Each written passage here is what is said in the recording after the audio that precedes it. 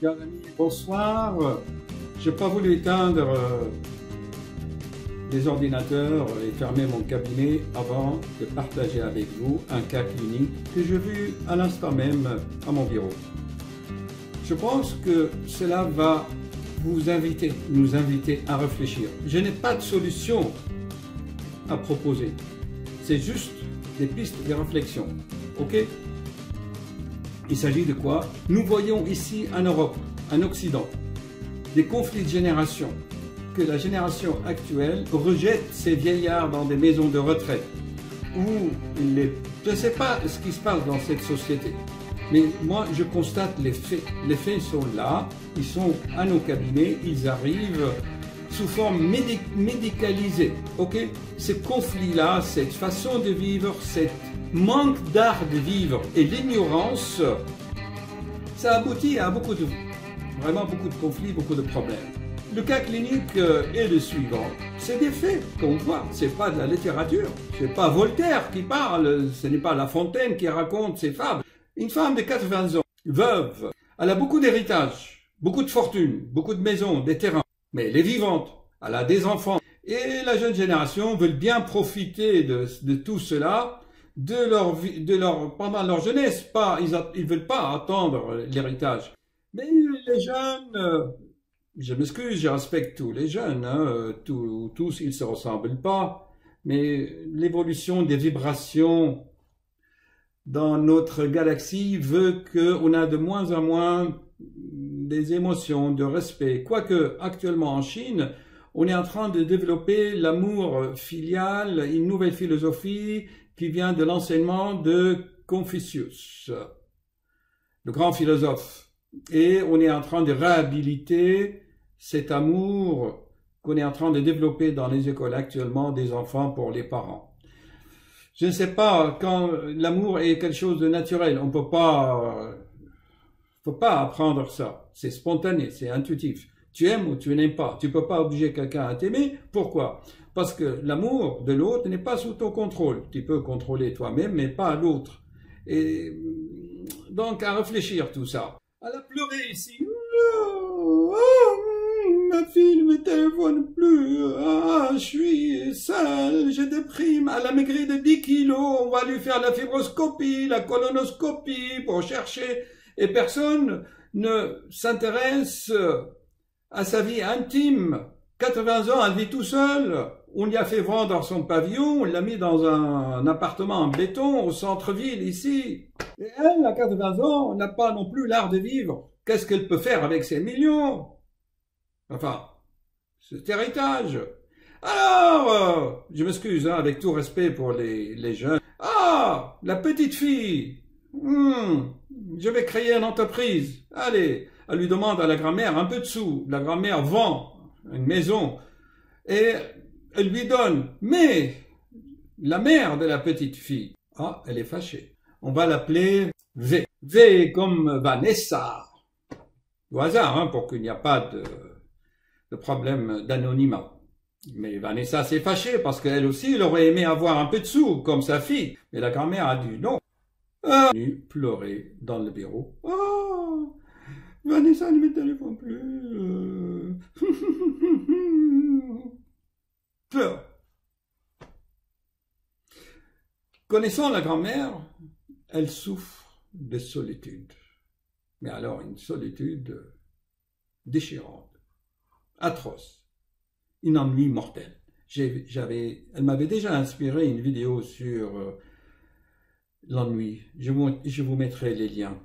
Du coup, je n'ai pas eu le temps de me raser, hein, excusez-moi. La grand-mère a dit, docteur, je ne croyais jamais que, à cause de l'héritage, qu'un enfant ne pourrait pas aimer ses parents. Chers amis, des cas comme ça, j'en ai des dizaines. Des dizaines. Je peux vous en conter. Ce n'est pas d'aujourd'hui. J'ai par exemple un père qui a 70 ans, son fils la quarantaine, il lui parle plus. Je vous en avais déjà parlé. Il ne le laisse pas toucher le petit enfant, le sortir, en profiter. Tous ces conflits, je vous laisse y réfléchir. Pourquoi, à votre avis, ces conflits entre les parents, les enfants, les petits-enfants, à cause de l'argent? Alors, la grand-mère veut se suicider maintenant, puisque Vanessa ne lui téléphone plus. Elle l'a complètement jeté. Qu'est-ce qu'on va faire, chers amis? Selon moi, l'être humain est un être d'amour, créé par l'amour divin. Et il aspire à être aimé et à aimer. Quand il n'a pas ça, il est mort. Mais on ne veut pas acheter l'amour. Souvent, beaucoup de parents ici en Occident, ils donnent des dons aux enfants en espérant acheter leur amour ou qu'ils aient de la reconnaissance. Mais il n'y a plus de gratitude ni reconnaissance. Pourquoi l'être humain est ainsi, à votre avis? Je n'ai pas de solution. Victor, ma fille ne m'aime plus, elle ne m'écrit plus, elle ne me téléphone plus, parce que quand je lui ai posé les questions, mais attendez, qu'est-ce qui s'est passé? Depuis combien de temps? Ah ben voilà, c'est depuis que j'ai vendu les terrains et je ne lui ai pas donné les 30 000 euros, pour 30 000 euros. Elle va tuer sa mère. Je pense que tout cela, chers amis, c'est une forme de violence. C'est de la violence. D'abord, la grand-mère est violente contre elle-même parce qu'elle veut se suicider. C'est de la violence, se tuer soi-même. La fille, Vanessa, a tué sa mère symboliquement parce qu'elle a coupé tout lien. Alors, pourquoi tout ça? Parce que l'être humain croit qu'il est impuni. Parce qu'il croit que ses actes n'ont pas de conséquences. Parce qu'il ne voit pas les conséquences. Pensez-vous, s'il y avait des croyances religieuses, ça pouvait changer quelque chose? Je ne sais pas. C'est pour cela, je pense, dans les commandements, il dit respecte père et mère. Dans la plupart des religions, d'ailleurs, on insiste sur ce point. Mais malheureusement, de nos jours, c'est l'Apocalypse. C'est l'Apocalypse. Et dans l'Apocalypse des gens, il est écrit que vous reconnaîtrez les derniers jours. Je m'excuse, moi je suis médecin, mais je vois ça dans mon cabinet. Quand les enfants vont se monter contre les parents, les tuer, soit physiquement ou symboliquement. Et les parents aussi. Ici en France, en Occident, il y a des parents qui ont mis des enfants dans le frigidaire, dans le congélateur, ou je ne peux pas vous raconter toutes les vices qui existent un peu partout dans le monde.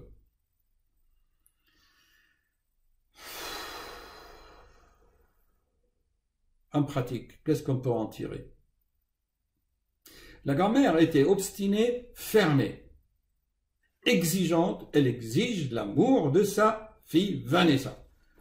Mais elle ne veut pas lui donner un peu de sous, quoique l'autre n'a pas besoin d'argent. Elle a un fils qui lui dit, écoute maman, moi j'ai ma situation, je n'ai pas besoin. Mais l'autre l'en voulait. Et la grand-mère culpabilise. Ah, docteur, si je lui avais donné, est-ce que vous croyez qu'elle allait m'aimer ou continuer à m'envoyer des textos?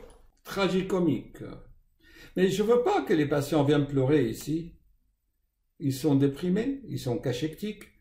Elle est en train de développer des maladies et je vis dans son cœur qu'elle avait donc une atteinte des valves. Vous comprenez comment les patients atterrissent dans les cabinets médicaux, des problèmes, des conflits se matérialisent par des maladies. Que faire? Je vais m'approcher un peu peut-être. Si quelqu'un aspire à vous aimer et que vous ne voulez pas l'aimer, que faire?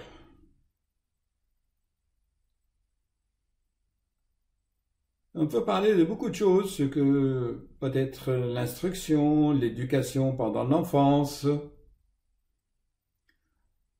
où la grand-mère a des croyances limitantes, elle ne sait pas gérer sa vie. Quelqu'un d'autre, elle prendrait l'argent et puis elle partirait en croisière. Elle peut aimer un chien, elle peut aimer des orphelins d'autres pays, ce que je lui ai dit. Quand on lui pose la question, qu'est-ce qui vous fait plaisir? Vous vous souvenez, j'ai fait des vidéos là-dessus. Ah ben, quand on m'envoie un texto, je suis heureux, je suis contente. Eh bien, si ce n'est pas ta fille qui t'envoie le texto, quelqu'un d'autre peut te l'envoyer. On est tous les enfants de créateur. Ça dépend. Je pense à une chose. En fait, au final, on n'aime que soi-même. Et on veut retrouver chez l'autre des traits de caractère qui sont en affinité avec nous. Déjà, beaucoup d'auteurs, et Blaise Pascal, j'adore Blaise Pascal, a dit, si tu regardes un enfant, tu aimes certains traits de sa personnalité, quelques caractères, tu les aimes. Mais ces caractères même, tu peux les trouver chez un autre enfant et chez un autre.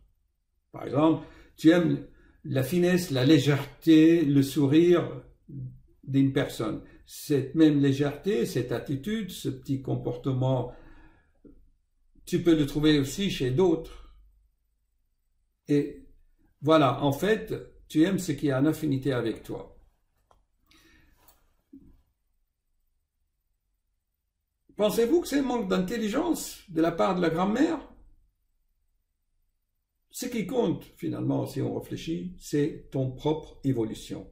Et tu dois tout faire pour évoluer. Si quelque chose te bloque sur ton chemin, ben, tu l'enlèves ou tu continues ton chemin. Tu ne vas pas te suicider.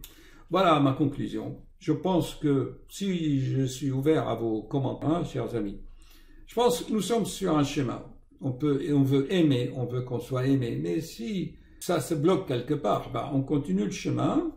Et ce n'est pas grave. Vous savez, quand j'étais au lycée, j'avais un professeur de chimie que j'adorais.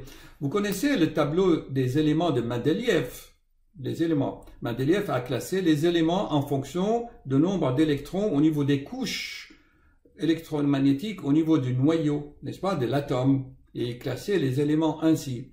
Alors Mendeleïev trouvait, bon, le fer, le plomb, l'or, l'argent, etc. Il classait les éléments. Puis à un moment donné, il ne trouvait pas que le nombre d'électrons autour du noyau, ça ne correspondait pas. Mais il n'a pas dit que sa théorie était fausse. Il a dit, OK, on laisse vide, on verra. Et il a continué à classer les éléments.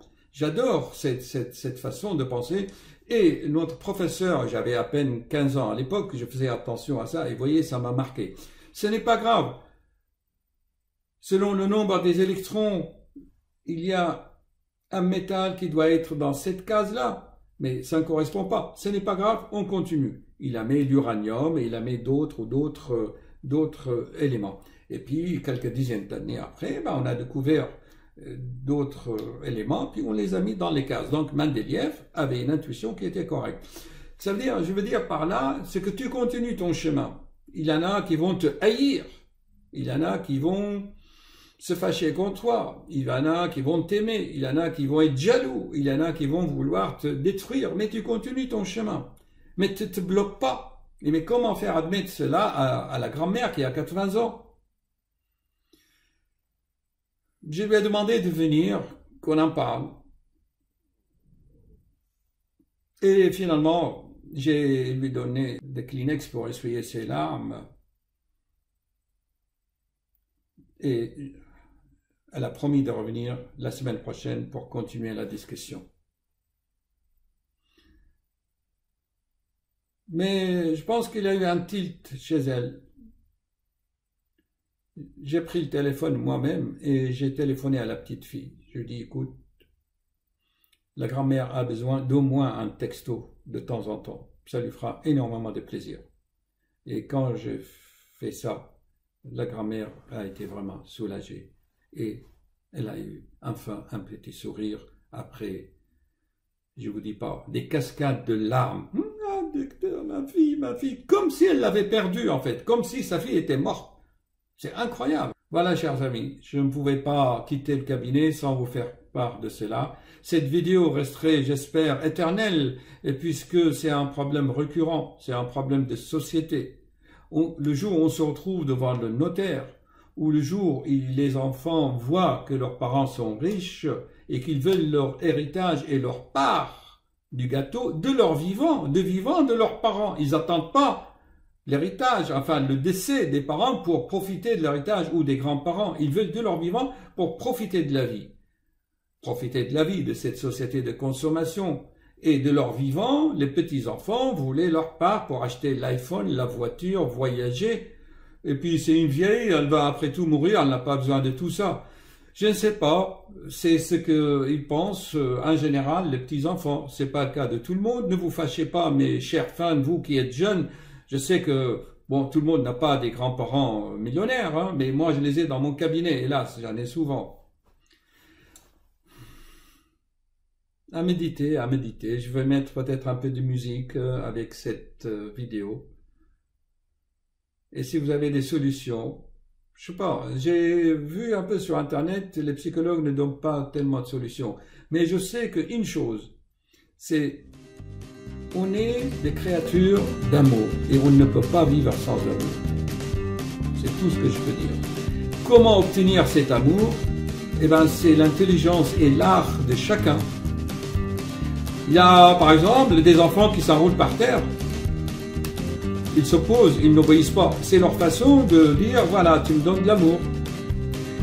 Il y en a qui travaillent bien à l'école pour plaire à leurs parents, pour que les parents les aiment. Il y en a qui font le contraire, ils ne travaillent pas bien à l'école pour se faire remarquer et que les parents s'intéressent à eux. C'est comme les malades. Parfois, on tombe malade pour que les autres s'intéressent à nous. Combien de fois j'ai vu des grands-mères, des grands-pères, oh, depuis que je suis malade, eh bien, mes petits-enfants, mes enfants viennent me voir. Depuis que je suis à l'hôpital, eh bien, tout le monde vient m'apporter des fleurs et s'intéresse à moi. Bon, vous voyez, chacun va inventer des stratégies pour avoir un peu d'amour. Et souvenez-vous, l'année dernière, je mettais dans les génériques de fin de mes vidéos, All we need is love. Voilà. Bon, à méditer, chers amis. Et au revoir. Et à bientôt.